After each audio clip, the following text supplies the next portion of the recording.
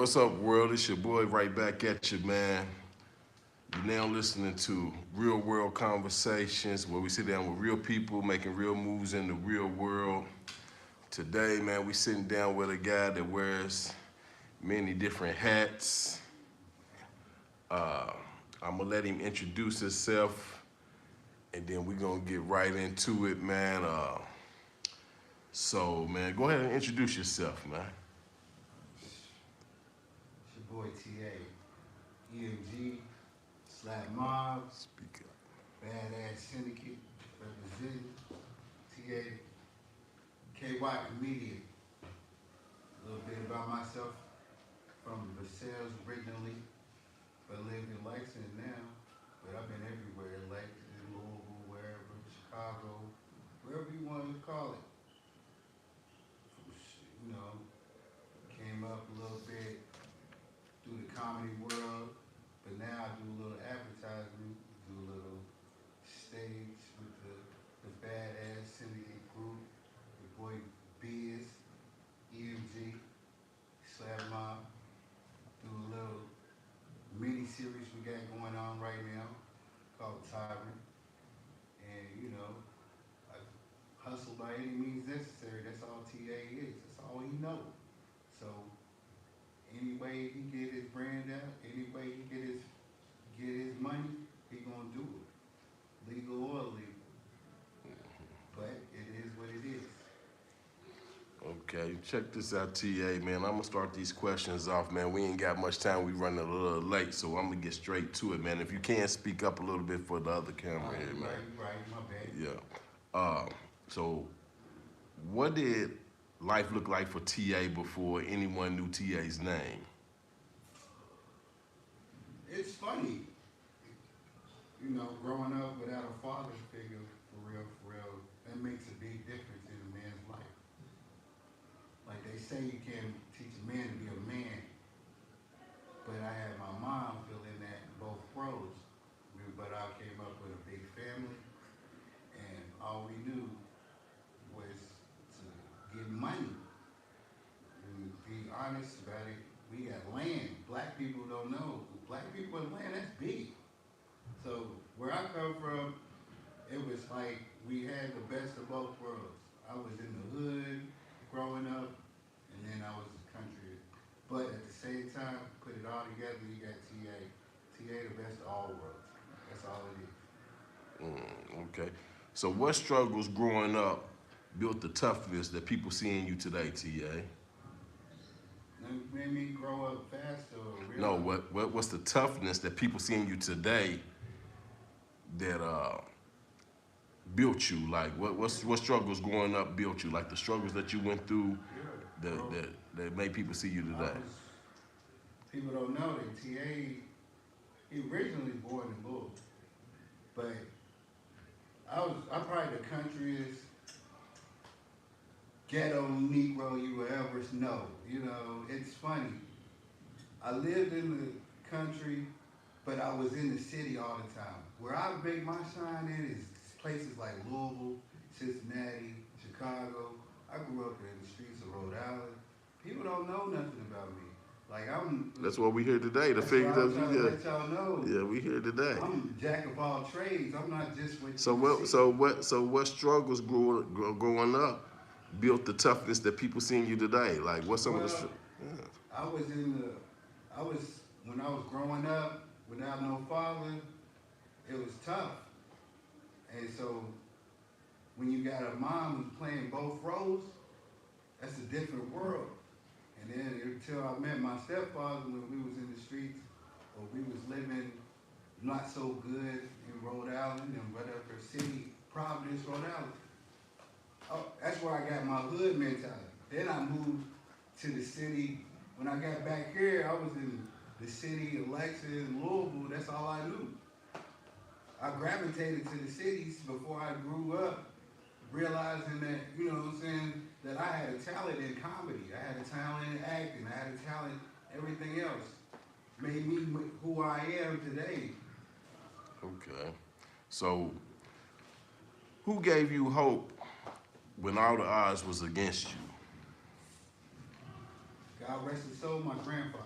That's who I'm named after. But yeah. That's the main reason why Thomas Anthony Stephenson is also known as TA. Okay, so what was that relationship like with your grandfather? Spiritual. Explain it. Because everybody had, that's probably why nobody really know that my upbringing was growing up in the church. My grandfather was a preacher, and all his brothers were preachers. So I had the gift to speak from day one. Okay. And Thomas Anthony Stephenson was actually named after Thomas Ragland, which is now well known out here in Lexington, wherever, Kentucky. If you know Kentucky, you know the Ragland family. You know what we about. Okay, the Ragland family. Yeah. So when you grew up with your grandfather, was that in like what city and what county was that in that or whatever she said? My orange is Zion Hill, Scott County, but where I grew up, my family, my tribe, my set, Versailles. Okay, Versailles, Kentucky is where the Yes. roots were. That's where your grandfather was? Yes, that's what I said. He's one of the very few black folks that had land. And the biggest part that I used to hear about is that they would talk about, oh, this black guy got land, woo, woo, woo. Then the black guy walk in the room, they shut up. That's that power I love. That's that demand that he had. He was somebody that, you know what I'm saying, everybody respected and appreciated and that didn't have many enemies. And that's what I base my life on. Okay. So you had a pretty good upbringing when it comes to you did have pretty much a father figure. Your grandfather, at what age did you lose your grandfather? And how did that affect your life? Lost my grandfather probably 2004, so that would be roughly, I was 22, 23 years old, you know. I was pretty much grown by then, but at the same time, I still had growing to do. Okay.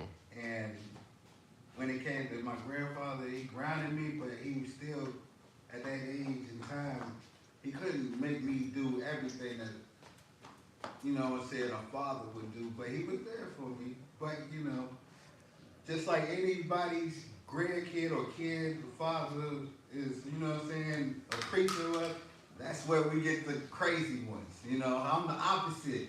I let him preach, but I preach in my own way. You know what I'm saying? Yeah. So that's what makes me TA. Okay. So, what did the young version of you dream that your future would be like? I always dreamed of being an actor. I always dreamed of being a comedian. I always looked up at shows like Martin and Living Color and I always say, when can I do that? You know what I'm saying? I won't do that. That looked fun. Nothing like having a job that you want to have fun with. And that's what I was looking forward to. You know what I'm saying? Yeah. So, you know, based on that, that's what made me realize that's what I wanted to do. At one time, my mom had this Eddie Murphy tape. I'll never forget it. She told me not to play that Eddie Murphy tape, but I always found my way to get that Eddie Murphy. There's Eddie Murphy Delirious. I wasn't supposed to listen to it because of the language, but I just kept on finding a way to listen to it. You know what I'm saying? Because I was gravitating to the way he did things. And then when I was growing up, I grew up on Eddie Murphy, and Fred Sanford, and Richard Pryor, Martin Lawrence, all the greats that came before me. And I just felt like, you know, why can't I be that? Okay, so growing up, what does survival look like for you on a daily basis? Survival? Yeah. That's probably where I really turned into TA, because I'm a person hustling by any means necessary. If I got to mow lawns, if I got to shovel snow, if I got to wash cars, I got to do whatever I got to do to make that dollar. I'm going to do it. Best believe, my grandfather raised me to believe that if there's a will, there's a way.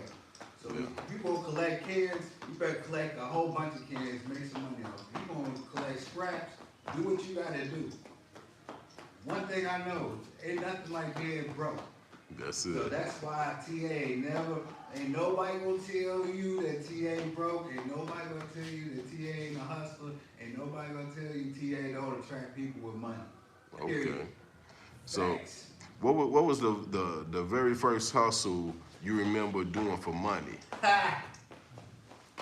Legal. It's your story, man.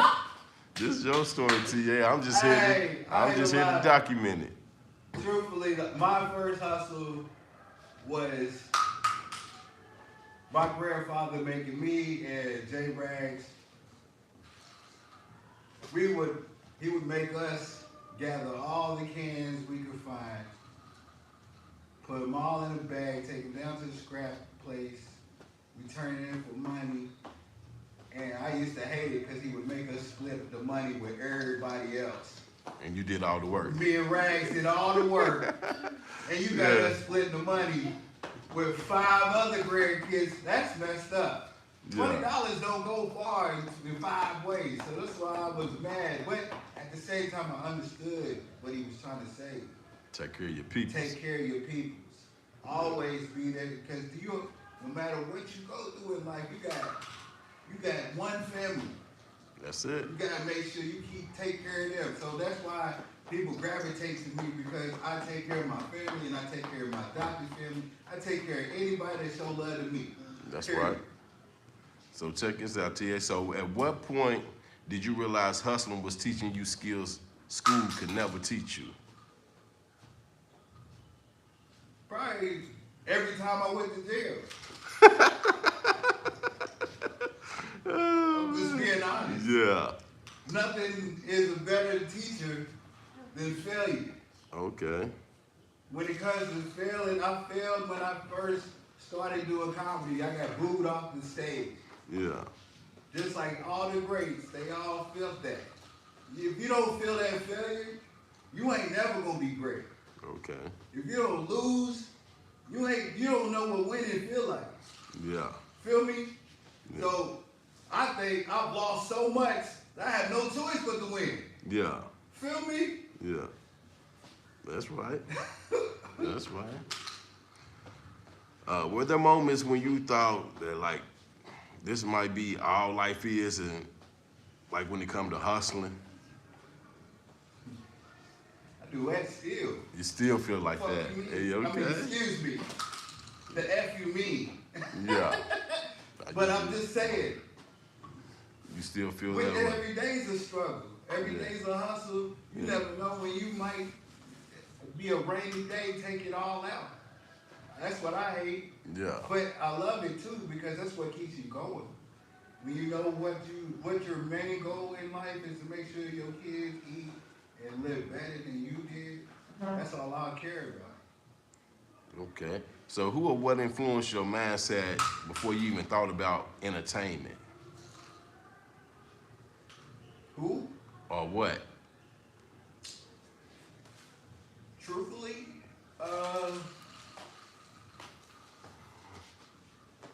when I started going to school and I started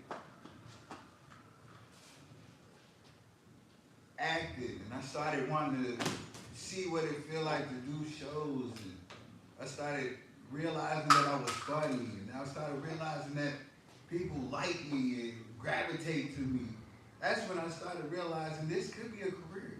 Okay, so who was it that influenced you? Who was your biggest influences?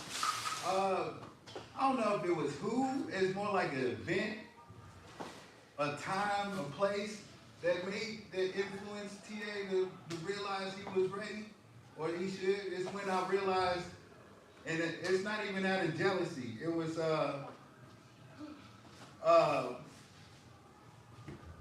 the little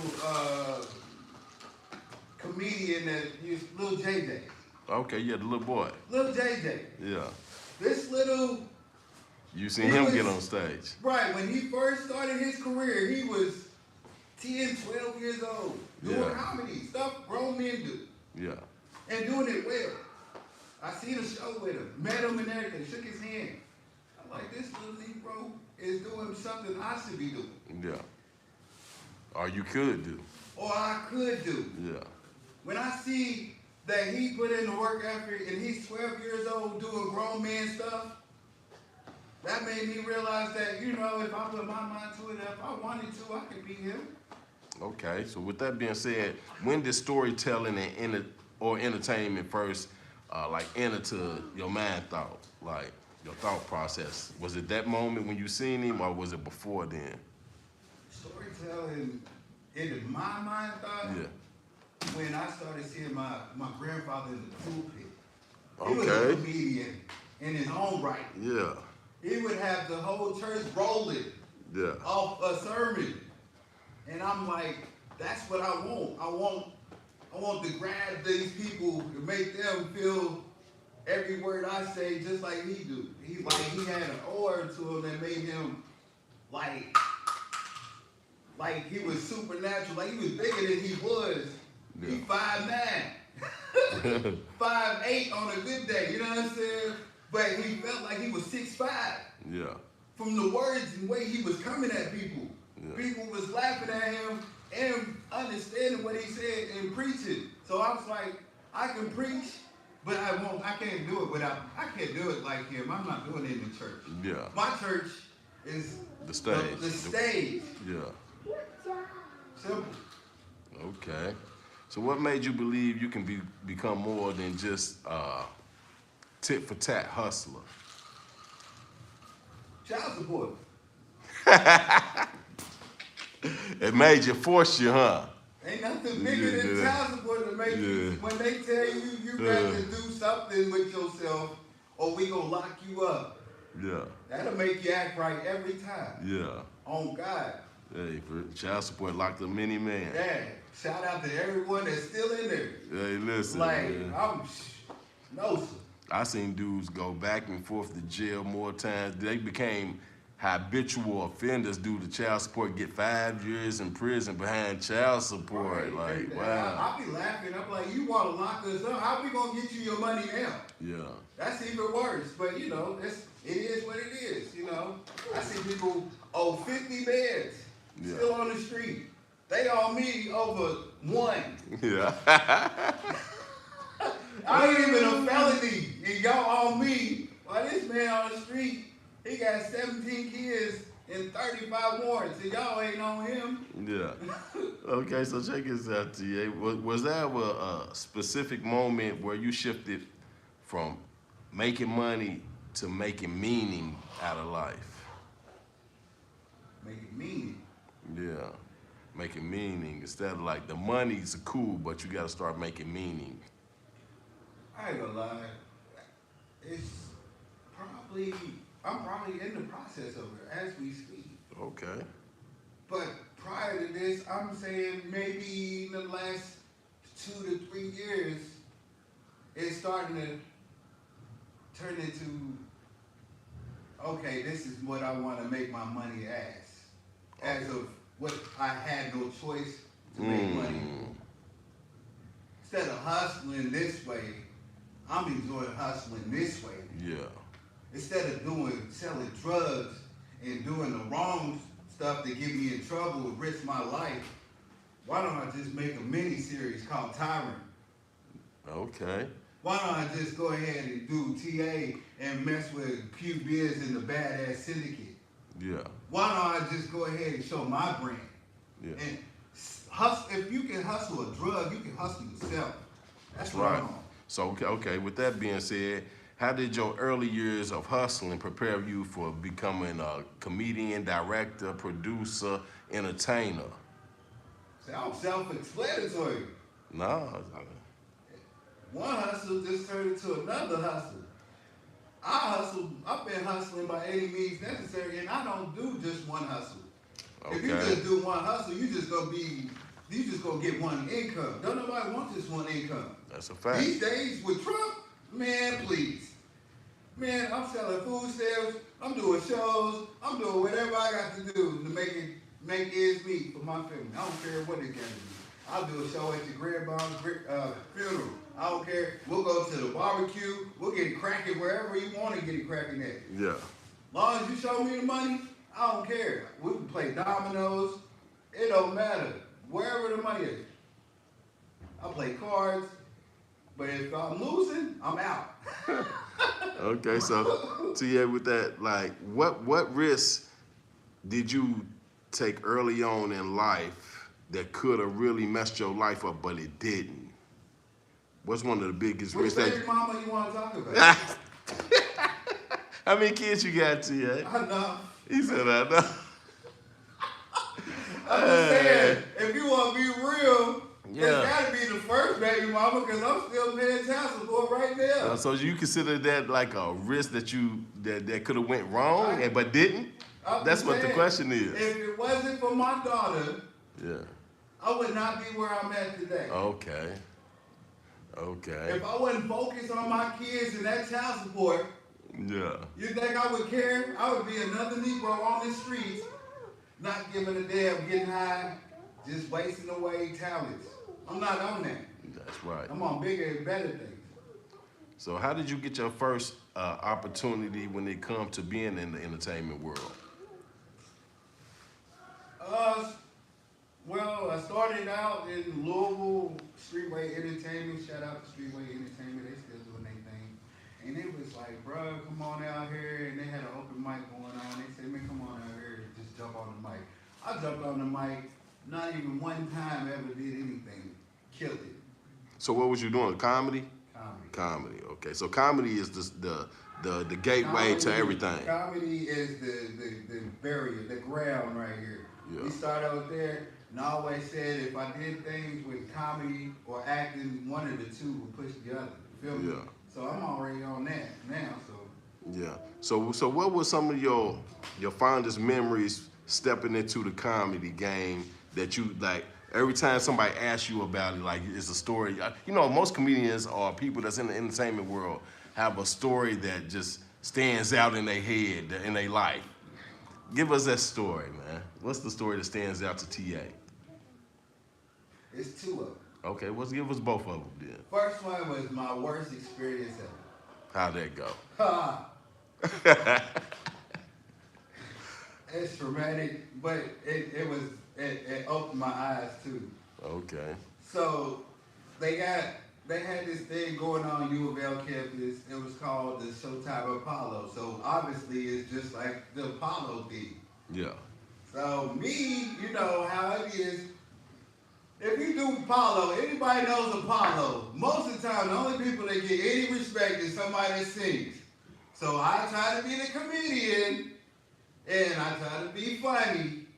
And boy, they gave it to me something horrible. I couldn't wait to get off that stage. It was bad. How long did it seem like you was on the stage? Oh, it felt like 10 to 12 years, but I was only on there for about 5 to 10 seconds. I said one bad joke, they was already ready to move before I started, so I was like dead in the water. I said, say less, say less. Yeah. And every time you know how black people are, they always remind you when you do something messed up. So my people was like, man, remember when we did Apollo? I said, man, that ain't even fair, bro. If I was Luther Vandross or if I had a Jerry Crow, if I had to sing, I would have been in there. But nah, I should never did the comedy scene right there. So Oh man, it was a rough not start. my crowd. So, but it shows that you're strong because it didn't break you. No, it just made me stronger and find a better place to do my comedy. That's all I know, man. It made me realize don't do that show no more. Okay. It made me real smart on where, pick and choose where you gonna go. So yeah. So what's that second story looking like? Okay. Second story was a real life story that was traumatic. And most anybody that comedians, their comedy comes from real life experience. So my real life experience that was traumatic before I even started comedy, and I realized I needed to do comedy, was when I was smoking weed. Okay. You like, yeah, where you going with this? All right, so I'm with my buddies. We young. I'm probably in my 20s. We having a grand old time. You know how it is. We in the session. We blowing big boy. Boy, it's to the point where I'm like, okay, I'm done smoking. You know, some people are smokers and some people are real smokers, like Snoop Dogg smokers. Yeah. Like you need a hug smokers. Like, what are you doing? Ain't you high enough smokers? So my peoples, they was on that. I said I was done smoking. I'm done. We in a rotation. I passed the blunt. Then we over there like, okay, cool. You done? Say less. We like, where the blunt at? What do you mean with the blunt? Where is the blunt? Man, I told you I'm done with the blunt. We looking all over the place looking for this blunt and everything. We can't find it. Everybody's tripping like, bro, you say you done smoking and then you just lost the blunt like that? We looking everywhere. My man's, his girlfriend, she just looked at me and she laughed at me, like bust out laughing, like what? I'm like, what are you laughing at? She was like, bro, that blunt is on your lip. The blunt was stuck to your lip, man? Stuck to my lip, burning. Smelled like hot dog water. I didn't even know what was going on until everybody started busting out laughing. I said, only TA would have some comical stuff like that happen. And I said, you know what? If I wrote this down and I stretched it on the stage in front of people, people would love that and be rolling. And every time I would have some funny moment, I would write it down. And then I started like having notebooks and jokes and stuff. So I was like, put it together and see what you do. And ever since then, I fell in love with that. But I'm in love with the acting too. You know what I'm saying? TA's versatile. He can be serious. He can be funny. But he's everywhere. You know what I'm saying? Yeah. It sounded like it. Like, so basically, that blunt stuck to your lip pretty much gave you the concept of starting to write jokes. That blunt gave me the concept that I need to stop smoking, and then I need to figure out why everything is so comical about me. And then everybody was like, you know what? It fits you to be a comedian, and that's why I'm doing it now. Okay, so what was your hardest no, and how did it change how you moved afterwards? Like when somebody's, your first letdown, the hardest. It's still going on right now. I'm talking about that one time that the door was shut right in your face. Well, my hardest no is my favorite job that I had. Okay. And they told me I couldn't come back. And I got fired. You wasn't on your day off, was it? I wasn't on my day off. But I was toe up. And they told me not to miss work. And I was doing too much the night before.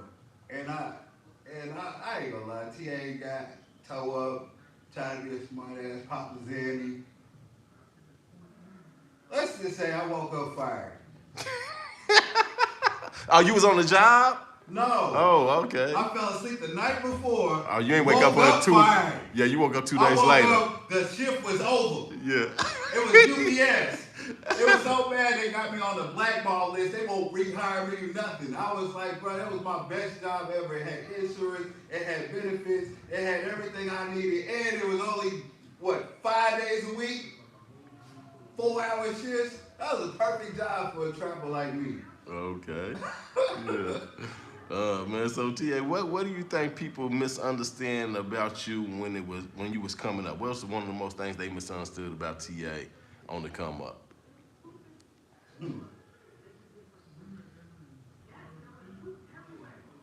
Let's see. Thing they misunderstood is my work ethic. Okay. They slip on me. They thought I wasn't serious about it, or they thought I wouldn't still be doing it, or they thought I wasn't good enough to be on these levels of the Larry Starkses and the Rhonda Clays and all these people, the local people, still they don't know who I am. Okay. But I ain't afraid to let them know who I am and bring them into my world and realize that you missing out on somebody that's cold. Yeah. So that's what I'm on. Okay.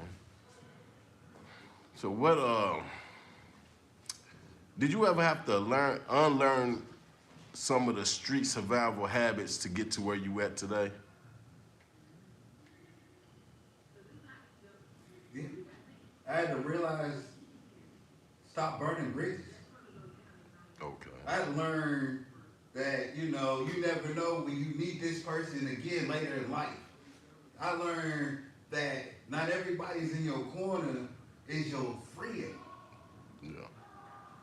But sometimes you got to do what you got to do to make it in this industry on all levels. It's a business. It's not even about friendship no more. At all. It's not personal. This is business. Yeah. So you might have an issue with me on a business level, but you might have people's on a friendship level. Yeah. Which we have an issue. Yeah. Pay me my money and we be friends. That's what it is right now. And I realized that. Yeah. You don't pay me, I hate you. That's what I get out of the whole scenario. It's crazy. I ain't even mad at people doing their thing. It's an old saying that said, "Don't mix business with pleasure." Oh, and I do it all the time. Yeah. That's why I got three kids for no reason. Oh man. Mix the Yeah. business, then the pleasure. Hey man, you're a wild child, man. Oh, that's why Hey, I'm a badass mother right here. I gotta abbreviate myself. Don't say too much. Yeah. Hey, check this out, man. What sacrifices hurt you the most on the climb up to becoming a director, producer? Child support again. Yes. Child support story of your Child life. support twice. I'm I'm mad right now because I just lost my taxes for the second year in a row. Oh man. There's nothing like seeing all that money that you found and see it go straight to Uncle Sam. Like, he ain't my uncle. But it's all good. I get it. It's all good. As long as my kids is taken care of, I don't care. It's all good. Okay. So But when they gonna owe me later. they gonna owe you later? Yeah, them kids gonna owe me later. I got receipts. Oh, okay. I can't wait. You gonna tax them? As soon as they graduate. You taxing As them? soon as they graduate. How you gonna tax them, man? I'm gonna drop it right there. They gonna get a diploma and it's gonna be a receipt. But bro, this is how much you owe me for the 18 years, bro. Oh my God. Oh God, bro. Back pay too, bro. Back pay? Yes. You giving your kids back pay Yes. for taking care of your kids. Yes. For doing what you're supposed to It do. might change, depends on who the mama is. Yeah, real. Man, TA, so when did you first really feel like you were truly in control of your career? I haven't felt in control until now. Oh, okay. Real talk. Yeah. Because I didn't know which direction I wanted to be. I didn't know who I wanted to support. And I didn't know who was supporting me. Now I got a foundation of who's got my back, who I got, is whose back I got. And I know the resources I have that I didn't have before. And that's big. Resources, networking. We wouldn't even be here if it wasn't for networking. Yeah, That's what I'm saying. People don't understand that networking is key to any man's career. Yeah. If you don't associate with people, if you ain't business with some people, you ain't never gonna get good business. Good business leads to other good business. Yeah. I don't know why y'all do this bad business, but nobody's ever gonna say TA do bad business. Period. Yeah. I might owe you $1 or $2, but it ain't bad business. I still gonna pay you. It might be slow, might be food stamps. I'm still gonna pay you though. Yeah. Oh Just man. say it. Being real. So how do you balance being a creator and a leader? Like just By accident. by accident? I swear. Explain that. Because it really balances itself out. Oh, I asked to be a leader, but people looking for me for leadership. It's just a quality that some people have in people. You know, if you got it, you got it. If you don't, you don't. My birthday is January 15th. If anybody knows what January 15th is, it is the greatest leader that we've ever had in the history of black men. Martin Luther fucking King. Okay. But what I'm saying, when it comes to being a creative or being creative and being a leader at the same time, how do you balance them both? Because it can't be a conflict of interest. Because, you know, when you're being creative and you're trying to lead, it be kind of lead down different roads at times. Well, sometimes being creative, to be a leader, you have to delegate, right? You have to hear other people's ways and why y'all want to do it to make it work. Yeah. Just like Tyrant. Like, if it ain't all of us working together, it don't become a hit. Yeah. But between my leadership and my skills, and you mess it with everybody else's qualities and their skills, we all make it work, and then you come out with a masterpiece. Okay. So, I mean, if you want to call that leadership by, like, okay, yeah, I'm feeling your idea, and then we throw my idea, and then we put our ideas together, cool. Because that's all I be on, you know, Yeah. what I can do to make your brand better. Yeah. Okay. So what do you think separates a hustler's mindset from a visionary mindset? Jail time.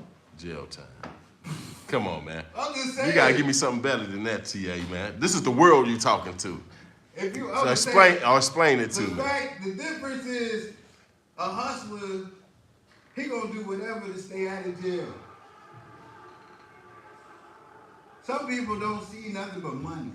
Yeah. I see more than But you're money. missing the second part of the question. All you heard was hustler. Okay. I said, what separates the hustler mindset from the visionary mindset? That's what I'm saying. There's not much of a difference in my mindset with it. I feel like either way. Think they as both the long as same? As long as it make money, it makes sense. I'm gonna say this, like, okay, for me, a visionary, a hustler is basically by any means necessary, right? Mm-hmm. A visionary has a plan, strategize. Yeah, see, and a hustler moves on instinct and impulse most of the time. You know what I'm saying? So the visionary, a visionary plans it out, sees it, and goes for it. You know, so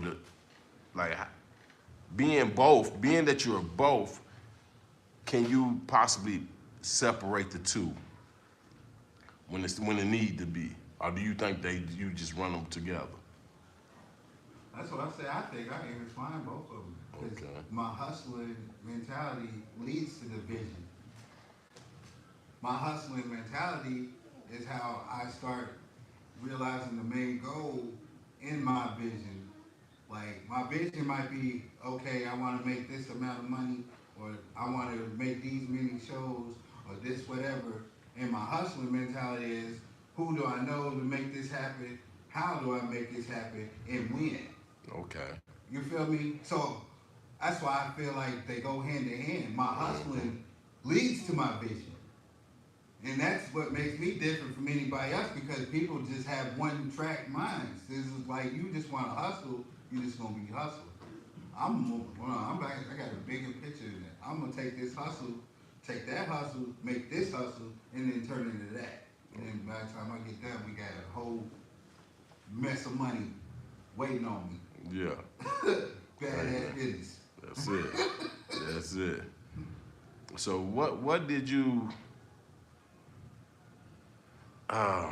like the mistakes in life that you made once you start realizing, like once you started doing Tyrant, what were some of the mistakes you made that made you refocus?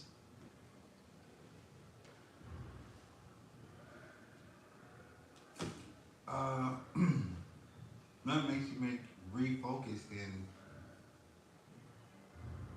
feel like you gotta do what you gotta do to keep your kids from losing your kids, from, you know what I'm saying? I think I've been grounded by that to make me focus on doing what I know I'm good at now, because I know I'm not just doing this for me. You feel me? It just makes you feel like, you know, not only am I trying to be successful, I'm trying to make sure my kids are successful after. You feel me? I'm trying to make sure, lead by example. I don't want him to be a hustler. I don't want them to be hustlers like that. I don't want them to street hustle. I want them to be ballers. I want them to be, if you're going to be in the entertainment business, okay, maybe you might like comedy. Maybe you like be entertainment. Maybe you want to rap. Maybe you want to, you know what I'm saying? Let you figure that out when you get older. You know what I'm saying? Yeah. But you ain't gonna have that chance to figure that out if you don't have a structure already in place. Okay. I speak knowledge. You know what I'm saying?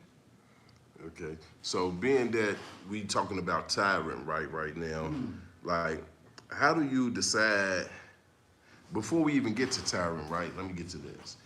When you start coming up doing comedy, so you went from comedy to what's the next thing that you went to after comedy? I went to comedy and then I started acting. Okay. I did a little movie extras. Okay. Easiest money a brother can get. I was doing that. I would go to Chicago. I would be in stuff like The Rail, starring Jennifer Aniston and Clive Owens and Exhibit. Of course, they made me a movie extra. The first thing they do is make me a Negro in jail. I was like, I don't know if it just fits me or I look like the criteria or what is the criteria of a brother that goes to jail. I always fit it. They was like, you're perfect. I was like, how did you know? I just got out. Dang, that's messed up. You know, so I started doing that and then I started trying to do auditions and modeling. I would go and, you know, the mall people, they would be in there and they were like, you got that look, woo, woo, woo. And I was like, yeah, but I never pursued it. And then Josh McCain and everybody else, they was like, we got this mini series we would like you to be in. We heard you had acting skills. My peoples was recommending it, just like, you know, Slime was recommending me to go on this show. It's always somebody. It's a bridge to somebody. Somebody says something, and then they realize that I'm cool peoples or somebody that's worth looking into, and then I started doing that, and I started doing the comedy hour, the funny hour on YouTube. I started doing videos with Slap Mob. I started doing skits and videos with EMG. Everything just came into fruition. Slime knows me from doing videos because I called him to be in the videos, you know, and all that. So, like, that's all I've always done. I've always tried to, like, if there's not too many people in Lexington, some of the hottest cats out there right now, you don't have a video without TA in it. I told him, I don't want nobody blowing up or nobody not doing their thing without me in the background for no reason. For no reason. For no reason. No need. Okay. So when you was coming up and doing all of these, going down all of these avenues, right? How did you prioritize which gig to pick up and which ones to drop off? How did you prioritize them besides the money? Time, fit, place. You know what I'm saying? I'm not feeling the people that's trying to do the show. I'm not gonna do the show. Yeah. And if you want me to do a show all the way in Mississippi or wherever, bruh, there's no way I'm gonna be able to do that, especially in my situation. So you gotta think grown men wise then, you know what I'm saying? I got kids. So then I can't just hop in and just go do a show. I got to get a babysitter, then I can do the show.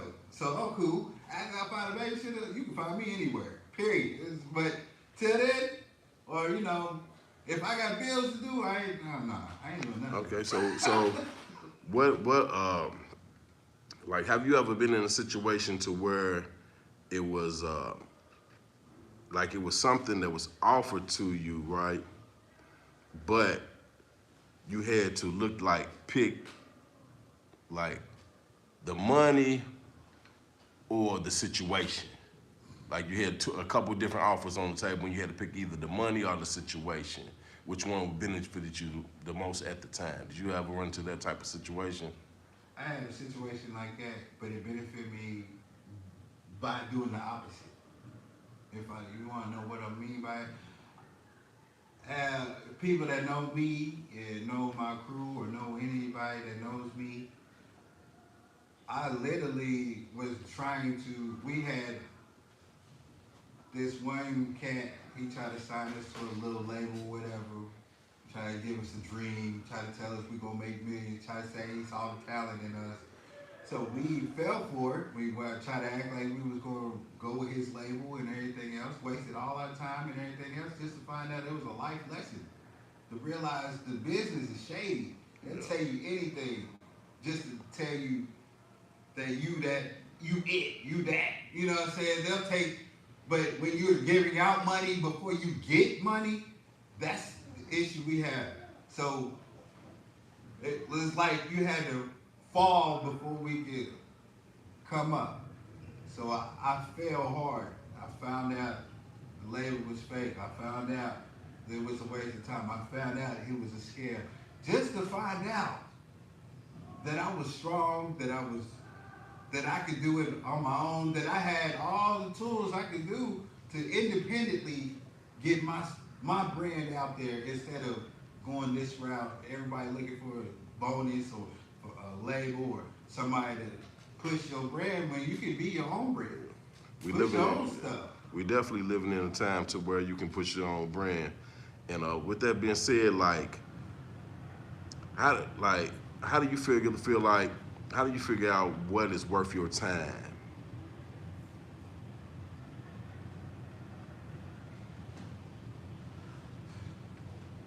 Obviously money. Yeah, we know that. Duh. Yeah. But just like we was just talking about, if it's my homie, it's somebody I know got good intentions for me, somebody that I know that I vouch for, like Slime, I'm gonna do a show for him because he would do it for me. Yeah. You know what I'm saying? That credibility is something you can't just get on the streets. You gotta earn that. Yeah. You feel me? My respect has come from earning it. You know what I'm saying? So without TA being true to his world, anybody knows TA is the realest person to, he will tell you straight, don't chase it, it might hurt your feelings, oh well. Yeah. But you still, would you rather be real or would you rather be fake? Yeah. That's how I look at it. Might be messed up, but at the same time, hey, I didn't lie to you. So basically, when you decide on what you think is worth your time, you look at the relationship that you have with the person. I gotta see, yeah. Okay. If it's worth it, I need to make sure that the person I'm doing it for is credibility, and then I gotta make sure that I don't ruin my brand by doing it. Yeah. You feel me? Credibility is all you got. Your word is all you have. That's all. And that's why the hustler in me goes to the stage. Yeah. I have that street mentality, but I am professional about it too. Okay. I can go from TA to Thomas. You feel me? Yeah. Okay, TA, tell me. Let's talk about Tyrant for a little second here, Lord. man. Like, let's just talk. Just tell us about Tyrant, the beginning, how it came together, the people that's involved, where y'all at with it, what's it about. Let's give us the rundown, man. You a storyteller? Tell us a story. And Tyrant is, if you like to shine, you like power, if you like stuff like that, boy, this is something to pay attention to because from the get-go, it will get you like crack. Tyrant is based on two families or two gangs, basically the Money Gang versus the Tyrant family. The Tyrant family full of gangsters, known on the streets, big dogs, you know what I'm saying? But they always wind up having their siblings or their kids and some stuff. That's where I come in. That's why I play Shadow. I'm the other side. I'm the money gang. We the gangsters. We the ones that run up on your house. We'll kill everybody. We don't even care. If you watch the show, you'll realize what I'm talking about. You'll get gravitated real quick. All we do is go out here and collect money. All we do is be a bunch of hustlers. Hence TA. Okay. Hello. That's why we here right now. That's all I do is play myself, basically, on the screen, where the storyline is basically based on the fact that one of the kids is named DeAndre Tyrant. And Money Gang don't play about their money. And DeAndre Tyron owes money big time to the money game. And I'm the right hand man to money, who is the leader of the money game. So, long story short, we go chasing all through Lexington looking for this brother. We gonna make sure we gonna get that money or we gonna get that body. How about that? So, in the meantime, innocent people might get killed, people get in the way, stuff happens, you know how it goes when it comes to collecting that money. And so, as we speak, right now we in the heated episode 3 and 4 as we speak. Tomorrow actually at 8 p.m. on Thursday nights, every Thursday on YouTube, Tyrant. Tune in and you'll see somebody about to get murdered. I'll just tell you, somebody ain't gonna make it through this next episode. And somebody usually doesn't, so. And the fact that I'm one of the producers, I ain't going nowhere. Oh, okay. So how did Tyrant come about? Tyrant came about, Josh McCann, he's a brilliant writer. He got these ideas, and he's got a bunch of scripts actually. He got this idea that, of making his own independent miniseries. And he was like, what if we just made it a twist, but with the UK, Kentucky flavor, you know what I'm saying? Yeah. If you're from Lexington, and a lot of people know the spots that are all in this show and everything else, it actually has kind of led me to people trying to speak about maybe possibly trying to get on a third season of Dirty World. So, one thing leads to another, like it always does. So, and I'm like, shoot, between that and my Funny Hour show and everything else, TA everywhere. So Yeah. I'm talking speaking specifically on Tyrant because this is the thing that y'all all into. So who's all involved with Tyrant, like to make it come to fruition that brings us what we see today? Well, we got Josh McCann, we got obviously TA, we the producers, executive producers, and then we got my man Straightback, who is actually plays Money. He's the one of the ringleaders of the whole thing, and then my cousin, who actually plays DeAndre Tyron, so that was natural that I kill his ass, because ain't no better than family to get killed with, you know what I'm saying?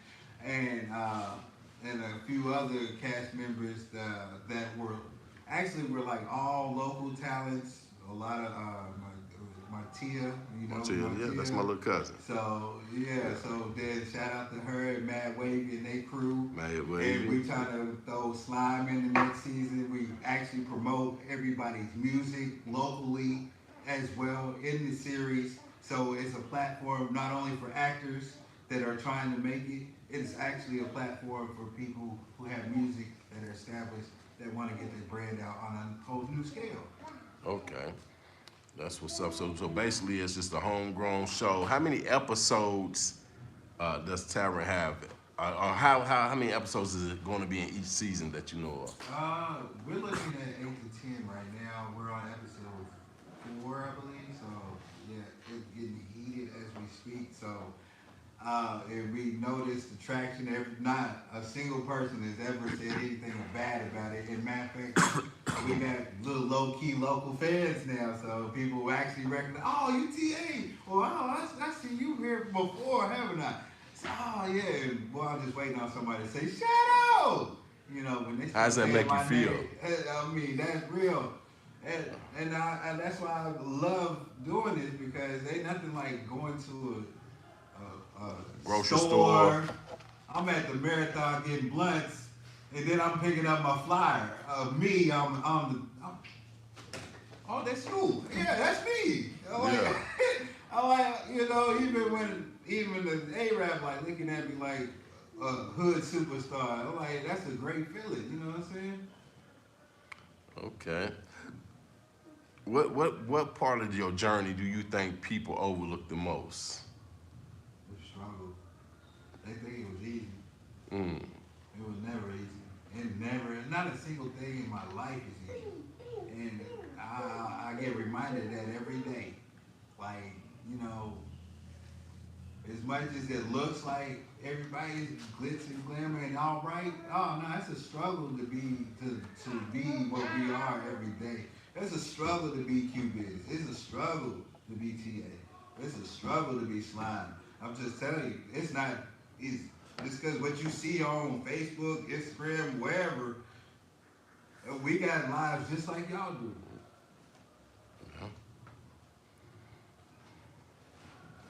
How do you want people to feel when they see your work?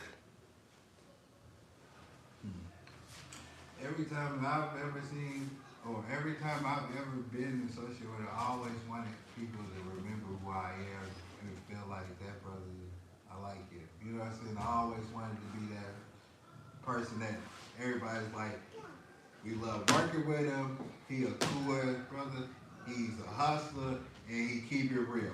Those are the main things that any guy should have if you really want to make it in this world. I mean, it's not hard to tell the truth. It's not hard to be real. It's not hard to be good at business. Like they choose to do this. I'm choosing to make sure my name stays straight on the streets and on the field. That's what's up. So, what does success mean to you now that you on this part of your journey versus the beginning?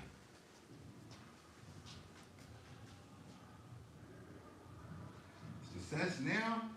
Shit, mean to me now? Cherry on the top of the ice cream now. This is closure. This is where I was supposed to be. You know what I'm saying? So, way I'm looking at it is, you know, like we making it to the top, but we ain't there yet. But that don't mean we can't go ahead and make more money, make more moves. Like I feel like I'm on the cusp of making bigger and better things. And just because of my aura, because of my work ethic, because of people reward people for like me, for being real. Just it ain't hard. That's right. Bad business, you get bad money. Good business get good business, right? Yeah. Last time I checked. Okay. So what advice would you give someone that's talented but don't know how to step outside of their struggle? Leave the outsiders alone. Leave all them distractions alone. If you know you got the talent to do it, focus on you. Because them other brothers, they going to sit there and they going to still be on that block. They going to still going to be worried about nothing important while you waste away. Nah, don't waste your talent. That's all I see about it. If you got talent, like you know how many people I done seen cold in basketball. Shoulda, coulda, woulda. It's a lot of them. Lex is full of them. Yeah. Oh, he was the truth. In my lane, ain't no age. I can still be the truth. Yeah. You lost your prime. I'm still in mine. My prime could go longer than your prime will ever be. I don't have to be athletic to do this. Yeah. Okay. So TA, this is my last question for you, man, and we're going to start wrapping this up to get up out of here, man. When it's all said and done, how do you want your story to be told? That I paid my child support. Word of the night, child support. Nah, I just want them to know that I ain't never changed. I don't care what I do. I don't care how much money. I don't care how long. I'm never gonna change. Like I'm always gonna be real. I'm always gonna be honest. If you don't want the truth, don't come to TA. That's simple. Cause I'm gonna tell you straight, no chaser. Whether you like me or you don't, you gonna respect me. Cause I'm gonna tell you like it is. I'm not gonna be your yes man. I'm not gonna tell you what you want to hear. I'm gonna tell you what you need to hear. That's right. That's right. So TA, man, it was a pleasure sitting down with you, man. Thanks for coming to sit down with Real World Conversations, man, and keeping it real. Yeah. And man, listen, man, I hope Keep you it get. real. I got probation. I got to get home. Hey, listen, I hope gotta call you get in. that child support paid off. Hey, if you don't see me doing no shows, look at the jail website. I guarantee you'll find me there. I keep telling them, brother, like my show's exclusive. So TA, where can everybody find TA at, man? You can find me at TA, the KY comedian on Instagram, Thomas Anthony Stephenson on Facebook, TA on Facebook fan page. Was it TA, the KY comedian on Instagram?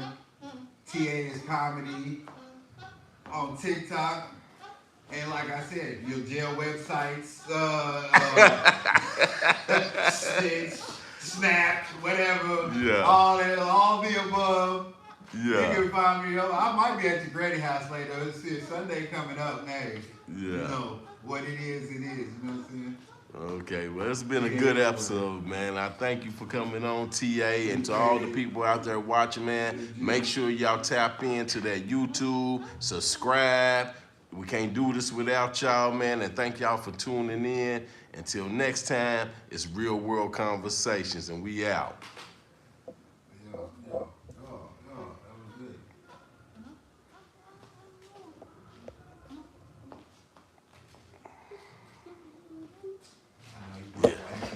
Bad.